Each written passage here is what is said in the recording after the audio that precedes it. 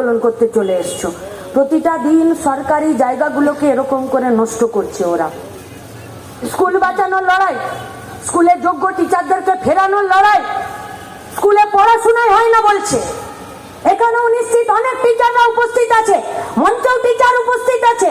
একটা টিচার কি পড়াবে তার দিকে ঠিক ঠিকানা নেই, দুনিয়ার কাজ দিয়ে দিচ্ছে। আঁকো, ঝোঁকো, কবিতা বলো, নইলে নিজে ম্যারাথনে দৌড়াও, কিন্তু পড়ানোর কাজটা বাদ থাকবে।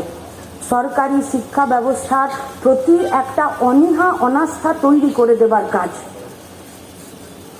করলো তো তৃণমূল কংগ্রেস পার্টিটা, করলো তো, করে দেখালো তো। চোর জোচ্চোর দোকান কাটা নির্লজ্জ বেহায়াদের পার্টি, গায়ে গাছ পড়লে বলে ছায়া বাড়ছে, অন্য আর কিচ্ছু নেই এদের। নইলে বলুন, চাকরি 26,000-এ চলে গেল, গোটা দুনিয়ার লোককে গাল দিয়ে মরে গেল, শুভেন্দুকে একা গাল দিচ্ছে না যে ও বেটাও পয়সা খেয়েছিল তাই এদের চাকরি গেল, বলছে না। এদের বিরুদ্ধে লড়বে বিজেপি, এদের বিরুদ্ধে বন্ধক দিয়ে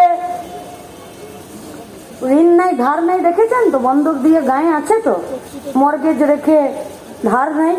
যখন খুব বিপদে পড়ে যায় তখন ঘরের দলিল, বইয়ের গয়না, এক টুকরো জমি বন্ধক দিয়ে আর ধার নাই, বলে এই যাত্রায় বাঁচাও, পরে তোমাকে শোধ করে দিয়ে আমার মর্গেজটা আমি ছাড়িয়ে নেব।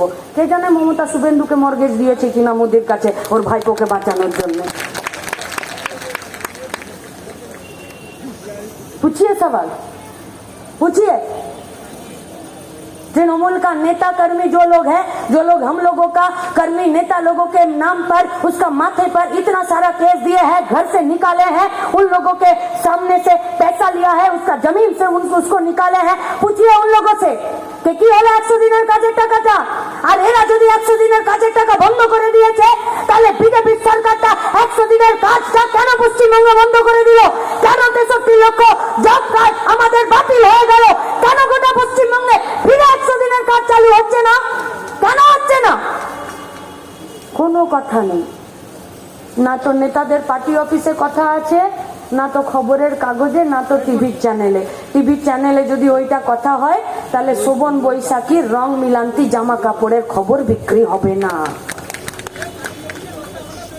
খবরের কাগজে, টিভির চ্যানেলে যদি 100 দিনের কাজের টাকা কারা খেলো, কারা আটকালো, কারা ভুয়ো জব কার্ড করলো, আর সেই অজুহাতে কাদের জব কার্ড বাতিল করে দিল, দম যদি থাকে মিডিয়া চ্যানেলগুলো আর হাউসগুলো কোন সপ্তাহে একটা দিন শুধুমাত্র পশ্চিমবঙ্গের 100 দিনের কাজের হাল, হকিকত, ইতিহাস আর ভবিষ্যৎ নিয়ে এরা একটা টিভি শো করে দেখায়, এদের টিভি চ্যানেলগুলো মানুষ বন্ধ করে দেবে এদেরকে যদি সত্যি কথা বলতে হয়।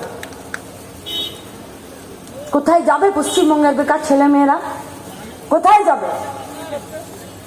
पूछिए सवाल इन लोगों से, ये भाजपा वालों से, যে কেন রেশন দোকানে আমাদের খাবার উপরে যে টাকাগুলো বরাদ্দ ছিল একটার পর একটা বাজেট পেশ করে কেন তোমরা টাকাগুলো তুলে নিলে? ধ্যান জিজ্ঞেস করুন যে কেন আমাদের স্বাস্থ্য শিক্ষাতে যে টাকার বরাদ্দগুলো ছিল সেই টাকার বরাদ্দ প্রতিদিন কেন কমে যাচ্ছে? কোনো জবাব নেই। দেশের সরকার বিজেপির পার্টিটা প্রতিটা দিন জলের দরে দেশের সম্পত্তি বেচে দিচ্ছে, নইলে অন্যের ঘাড়ে, অন্যের হাতে চাপিয়ে দিচ্ছে। রেল স্টেশনগুলো দেখেছেন কত ঝাঁ চকচকে? রেল স্টেশনগুলো দেখছেন কত সাজানো গুজানো করছে?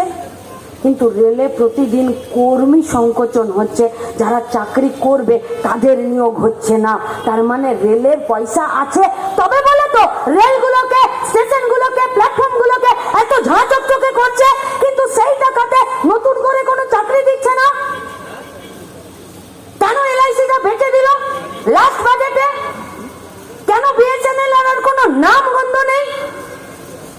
কেন গোটা পূর্ব মেদিনীপুরে এই যে গভীর সমুদ্র বন্দর, এই যে হলদিয়া ডক, সেখানে কেন সেন্ট্রাল গভর্নমেন্ট, বিজেপির পার্টি যারা আজকে দেশের সরকারটা পরিচালনা করছে, কেন অন্য দেশের সাথে বাণিজ্যের সম্পর্ক ভালো করার জন্য এই নদী বন্দরগুলোকে, সমুদ্র বন্দরগুলোকে ফিরে ভালো করে চালাবে না? আসল কথায় কোনো কথা নেই। প্রতিদিন এই পশ্চিমবঙ্গের বুকে ভুল এজেন্ডা। কে গরুর মাংস খাচ্ছে, কে ছাগলের মাংস খাচ্ছে, কে মন্দিরে যাচ্ছে, কে মসজিদে যাচ্ছে, কে লুঙ্গি পরছে, কে ধুতি পরছে, কে কোন ভাষায় কথা বলছে। শিলিগুড়ি থেকে ঝাড়গ্রাম প্রত্যেকটা দিন হিন্দি ভাষায় কথা বলছে, মারো একে। এ লুঙ্গি পরে আছে, মারো একে। এ টিকা পরে আছে, মারো একে। একে বের করে দাও। প্রত্যেকটা দিন পশ্চিমবঙ্গের বুকে কবে দেখেছেন পশ্চিমবঙ্গের বুকে এই লড়াই? পশ্চিমবঙ্গের বুকে তো লড়াই ছিল ট্রামের ভাড়া বৃদ্ধি পেয়েছে, কমাতে হবে। পশ্চিমবঙ্গের বুকে তো লড়াই ছিল খেত মজুরের মজুরি বৃদ্ধি করতে হবে, তার লড়াই। পশ্চিমবঙ্গে তো লড়াই ছিল কোন মজুরদার নিজের গোডাউনে কালোবাজারি করে ফসল জোর করে চুরি করে এখানে ভরে রেখে দিয়েছে, সেটা বের করে দেবার লড়াই। ওই পশ্চিমবঙ্গে তো এই লড়াই কোনোদিন ছিল না। আজ মুর্শিদাবাদে 4 ঘন্টা পুলিশ ফোন করছে পুলিশকে যে আসুন, মেরে ফেললো, কোনো পুলিশ নাই। তার বিরুদ্ধে পশ্চিমবঙ্গের বিধানসভাতে কোনো আলোচনা নেই।